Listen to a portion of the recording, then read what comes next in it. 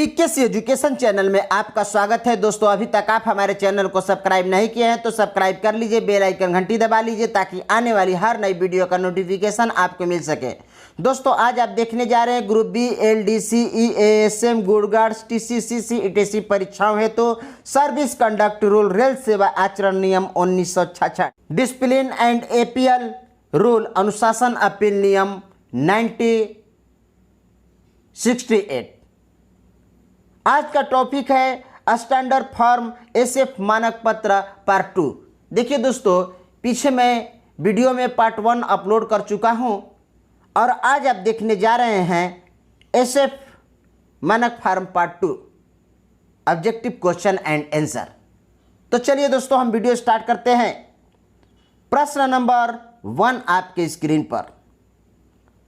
प्रश्न नंबर 1 आपके स्क्रीन पर, बड़ी शास्ति आरोप पत्र के लिए कौन सा मानक फॉर्म दिया जाता है? दोस्तों, प्रश्न बहुत ही महत्वपूर्ण है। बड़ी शास्ति आरोप पत्र के लिए कौन सा मानक फॉर्म दिया जाता है?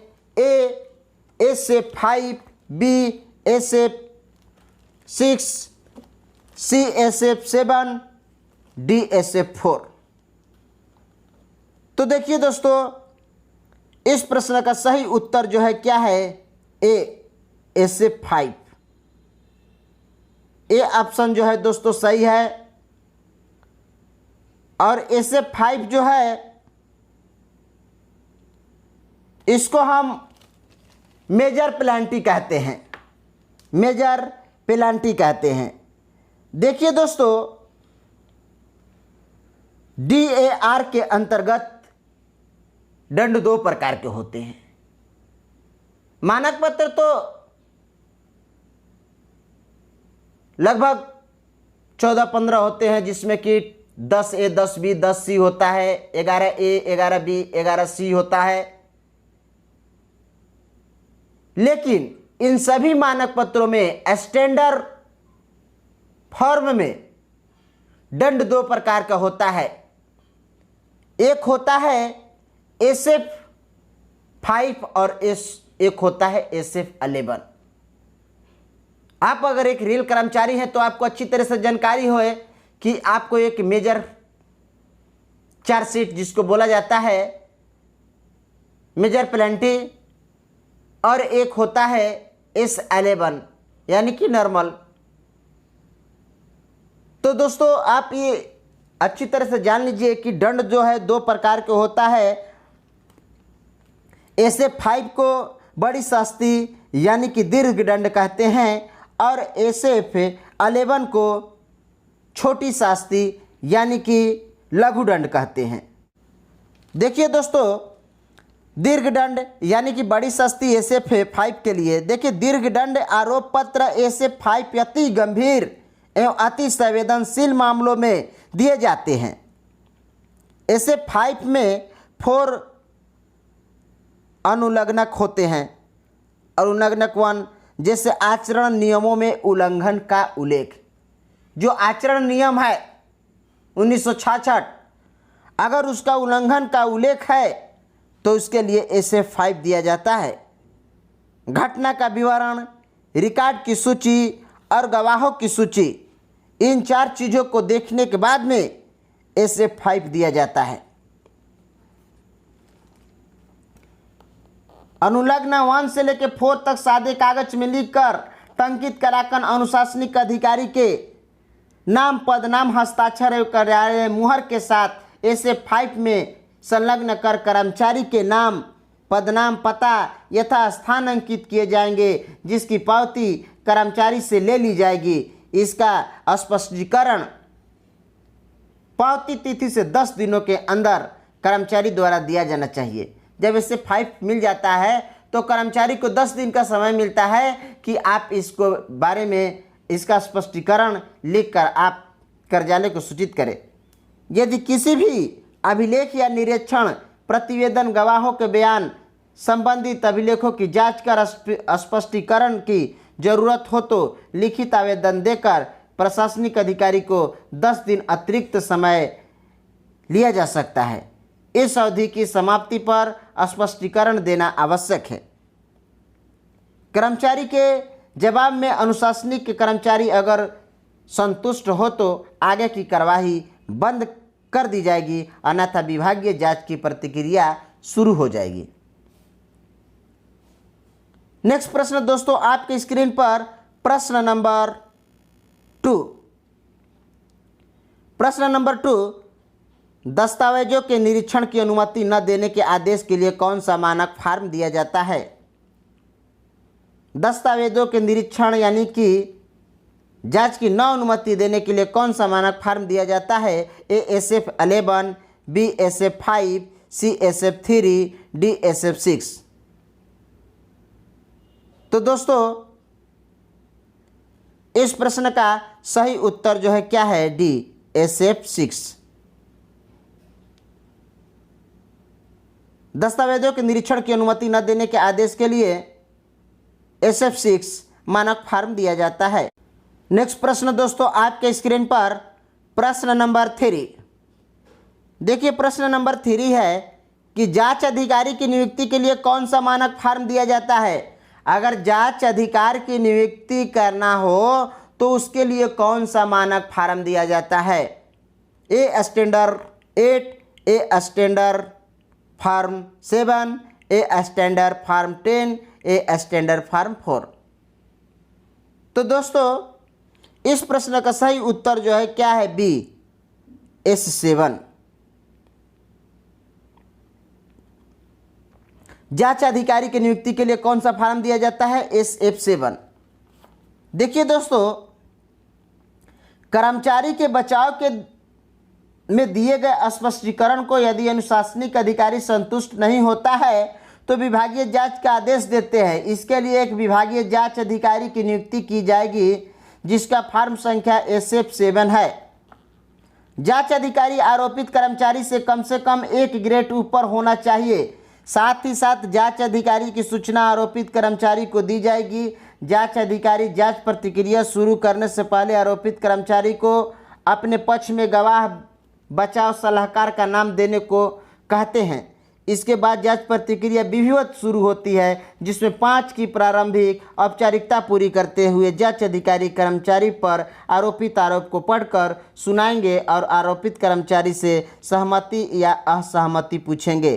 जांच प्रक्रिया के क्रम में कर्मचारी बयान, गवाहों के बयान आदि उसी समय उसी स्थान पर टंकित कर दिया जाएगा। यह 3 प्रतियों में तैयार होता है। प्रत्येक पन्ने पर आरोपित कर्मचारी, बचाव सलाहकार एवं जांच अधिकारी के हस्ताक्षर होते हैं।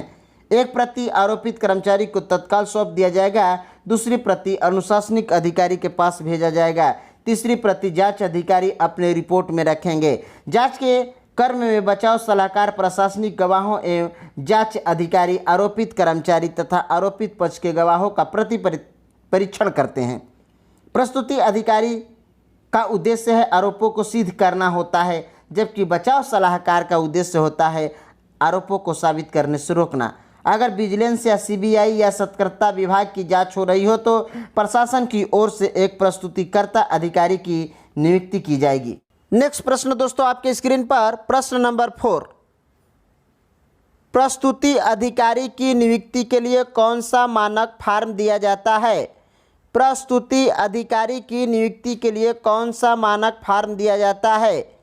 A SF7, B SF2, C SF8, D SF6। तो दोस्तों इस प्रश्न का सही उत्तर जो है क्या है? C SF8। प्रस्तुति अधिकारी की नियुक्ति के लिए कौन सा मानक फॉर्म दिया जाता है? SF8। नेक्स्ट प्रश्न दोस्तों आपके स्क्रीन पर प्रश्न नंबर 5। प्रश्न नंबर 5, कौन सा मानक फॉर्म SF हटा दिया गया है? देखिए दोस्तों कौन सा मानक फॉर्म SF हटा दिया गया है? A SF9, B SF5, C SF10, D SF4। तो दोस्तों इस प्रश्न का सही उत्तर जो है SF9। देखिए दोस्तों जो SF9 फॉर्म है उसको हटा दिया गया है। ये जो है इस फार्म का काम था कि कारण बताओ नोटिस जारी करना। इस फार्म का काम था कारण बताओ नोटिस जारी करना। इसमें SF9A, SF9B, SF9C था। तो दोस्तों SF9 फार्म को अब हटा दिया गया है, नॉट इशू हो गया है ये। चलिए दोस्तों नेक्स्ट प्रश्न आपके स्क्रीन पर, प्रश्न नंबर 6। प्रश्न नंबर 6, संयुक्त कार्यवाही आदेश के लिए कौन सा मानक फार्म दिया जाता है? संयुक्त कार्यवाही आदेश के लिए कौन सा मानक फार्म दिया जाता है? A SF11, B SF9, C SF10, D SF4। तो दोस्तों इस प्रश्न का सही उत्तर जो है क्या है? सी। देखिए संयुक्त कार्यवाही आदेश के लिए कौन सा मानक फार्म दिया जाता है? तो SF10। नेक्स्ट प्रश्न दोस्तों आपकी स्क्रीन पर, प्रश्न नंबर 7। प्रश्न नंबर 7, संयुक्त कार्यवाही के जांच अधिकारी के नियुक्ति के लिए कौन सा फार्म दिया जाता है? देखिए संयुक्त कार्यवाही के जांच अधिकारी की नियुक्ति के लिए कौन सा मानक फार्म दिया जाता है? A SF10, B SF-A, C SF10B, D SF10C। तो दोस्तों इस प्रश्न का सही उत्तर जो है बी, SF10A। संयुक्त कार्यवाही में जांच अधिकारी की नियुक्ति के लिए कौन सा मानक फार्म दिया जाता है? SF10A। नेक्स्ट प्रश्न दोस्तों आपकी स्क्रीन पर, प्रश्न नंबर 8। प्रश्न नंबर 8, संयुक्त कार्यवाही में प्रस्तुति अधिकारी की नियुक्ति के लिए कौन सा मानक फार्म दिया जाता है? संयुक्त कार्यवाही में प्रस्तुति अधिकारी की नियुक्ति के लिए कौन सा मानक फार्म दिया जाता है? A SF11, B SF10A, C SF10B, D SF10C। तो दोस्तों इस प्रश्न का सही उत्तर जो है क्या है? सी, SF10B। संयुक्त कार्यवाही प्रस्तुति अधिकारी के नियुक्ति के लिए SF10B मानक फॉर्म दिया जाता है। नेक्स्ट प्रश्न दोस्तों आपके स्क्रीन पर, प्रश्न नंबर 9। प्रश्न नंबर 9, छोटी शास्ति हेतु आरोप पत्र के लिए कौन सा मानक फार्म दिया जाता है? छोटी शास्ति हेतु आरोप पत्र के लिए कौन सा मानक फार्म दिया जाता है? A SF11, B SF10A, C SF10B, D SF10। तो दोस्तों इस प्रश्न का सही उत्तर जो है क्या है? A, SF11। छोटी शास्ति के लिए SF11 दिया जाता है। दोस्तों मैंने आपको बताया था कि D&AR के अनुसार दंड दो प्रकार के होते हैं। एक होता है बड़ी शास्ति, दूसरा होता है छोटी शास्ति। बड़ी शास्ति को दीर्घ दंड कहते हैं और छोटी शास्ति को लघु दंड कहते हैं। दीर्घ दंड के लिए SF5 और लघु दंड के लिए SF11 दिया जाता है। तो चलिए दोस्तों हम कुछ लघु दंड के आरोप पत्र की प्रतिक्रिया के बारे में मैं आपको बतलाता हूं। कर्मचारी द्वारा किए गए कदाचार या औचार की गंभीरता और संवेदनशीलता के आधार पर अनुशासनिक अधिकारी द्वारा दंड देने हेतु आरोप पत्र का चयन किया जाता है। जब आरोप अति संवेदनशील और अति गंभीर नहीं होती है तब लघु दंड आरोप पत्र तैयार किया जाता है। इसमें सर्वप्रथम आचरण नियम 3 के उल्लंघन का उल्लेख होता है। तब घटना का विवरण जाता है जो सामान्य रूप से सादे कागज पर टंकित लिखे होते हैं। अनुशासनिक प्राधिकारी का नाम, पदनाम और मुहर के साथ आरोप पत्र प्रपत्र SF11 के साथ कर्मचारी को दिया जाएगा। ये पावती लिया जाएगा। कर्मचारी का नाम, पदनाम, मुख्यालय एवं पता यथा स्थान पर लिखे जाएंगे। एसएफ 11 प्राप्ति की तिथि के 10 दिनों के अंदर कर्मचारी को अपना स्पष्टीकरण देना होता है। अगर आरोप पत्र में स्पष्टीकरण से अनुशासनिक प्राधिकारी संतुष्ट है तब आगे की कार्यवाही बंद कर दी जाएगी, अन्यथा लघु दंड में से कोई भी दंड अनुशासनिक प्राधिकारी को दे सकते हैं। दंड पत्र की पावती कर्मचारी से ले ली जाएगी। दंड सूचना प्राप्ति के 45 दिनों के अंदर कर्मचारी इस दंड के विरुद्ध अनुशासनिक पदाधिकारी, उच्चतर पदाधिकारी के पास अपील करने का अधिकार है। अगर जब एसएफ 11 मिल जाए और उसमें उसको दंड सुना दिया जाए तो कर्मचारी चाहे तो उसको उसमें 45 दिन का समय दिया रहता है, वो चाहे तो उससे उच्चतम पदाधिकारी के पास अपना अपील पेश कर सकता है। देखिए दोस्तों, लघु दंड में निम्नलिखित दंड का प्रावधान है। जैसे निंदा, यानी कि निंदा किया जाता है कि आप जो ये मतलब कि आपका जो ये आचरण था बहुत ही निंदनीय है। या नंबर 2, निश्चित अवधि के लिए पदोन्नति पर रोक, यानी कि इंक्रीमेंट वगैरह चाहे जो भी बंद हो जाता है।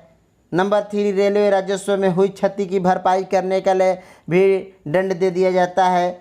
नंबर 4, अगर सुविधा पास, पीटीओ अथवा दोनों निश्चित अवधि के लिए रोक दिया जाता है। वेतन कम, एक स्टेट नीचे अवनति भी कर दी जा सकती है, यानी कि आपका एक स्टेट नीचे ग्रेड भी कम कर दिया जा सकता है। 3 साल से अधिक अवधि के लिए न हो जिसकी संचयी क्यूमुलेटिव प्रभाव न हो, जो पेंशन या ग्रेच्युटी पर प्रतिकूल प्रभाव न डाले।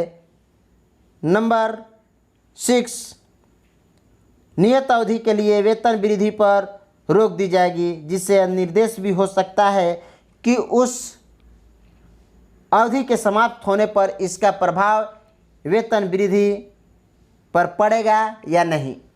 यानी कि आपका 2 साल, 3 साल, 2.5 साल, 3 महीना, 6 महीना का इंक्रीमेंट बंद कर दिया जाएगा, वेतन वृद्धि बंद कर दी जाएगी। लेकिन इसके बारे में भी बताया जाएगा कि इस वेतन वृद्धि का प्रभाव आपका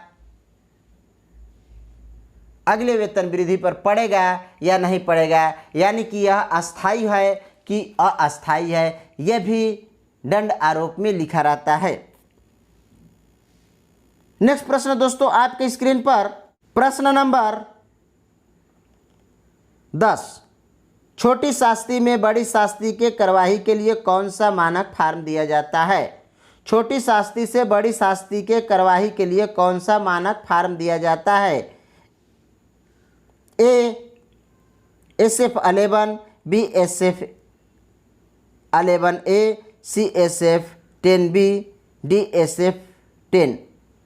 तो देखिए दोस्तों, इस प्रश्न का सही उत्तर जो है क्या है? B, SF 11A। देखिए, जब छोटी शास्ति से यानी कि लघु दंड से अगर दीर्घ दंड के कार्यवाही के लिए प्रतिक्रिया चले तो मानक फार्म कौन सा दिया जाता है? SF 11A। नेक्स्ट प्रश्न दोस्तों आपके स्क्रीन पर, प्रश्न नंबर 11। प्रश्न नंबर 11, परिशिष्ट छोटी शास्ति से जांच करने की कार्यवाही के लिए कौन सा मानक फार्म दिया जाता है? परिशिष्ट छोटी शास्ति लघु दंड की जांच करने की कार्यवाही के लिए कौन सा मानक फार्म दिया जाता है? A SF 11, B SF 11A, C SF 10B, D SF 10। तो दोस्तों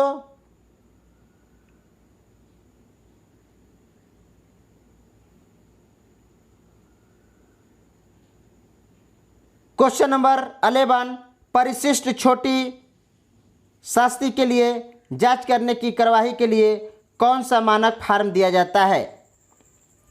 परिशिष्ट छोटी शास्ति में जांच करने की कार्यवाही के लिए कौन सा मानक फार्म दिया जाता है? A SF 11, B SF 11A, C SF 11B, D SF 10। तो दोस्तों इस प्रश्न का सही उत्तर जो है क्या है? C SF 11B। परिशिष्ट यानी कि लघु दंड में जांच करने की कार्यवाही के लिए SF11B मानक फार्म दिया जाता है। नेक्स्ट प्रश्न दोस्तों आपके स्क्रीन पर प्रश्न नंबर 12। प्रश्न नंबर 12, बड़ी शास्त्री से छोटी शास्त्री में कार्यवाही के लिए कौन सा मानक फार्म दिया जाता है? बड़ी शास्त्री से छोटी शास्त्री में कार्यवाही के लिए कौन सा मानक फार्म दिया जाता है? A SF11, B SF11A, C SF10B, D SF11C। तो दोस्तों इस प्रश्न का सही उत्तर जो है क्या है? D SF11C, यानी कि दीर्घ दंड से छोटी दंड लघु दंड में कार्यवाही के लिए मानक फार्म संख्या SF11C दिया जाता है। नेक्स्ट प्रश्न दोस्तों आपके स्क्रीन पर प्रश्न नंबर 13। प्रश्न नंबर 13, रिटायर्ड रेलवे कर्मचारी को आरोप पत्र के लिए कौन सा मानक फार्म दिया जाता है? रिटायर्ड रेलवे कर्मचारी को आरोप पत्र के लिए कौन सा मानक फार्म दिया जाता है? A SF11, B SF11A, C SF10B, D SF14। तो दोस्तों इस प्रश्न का सही उत्तर जो है D SF14।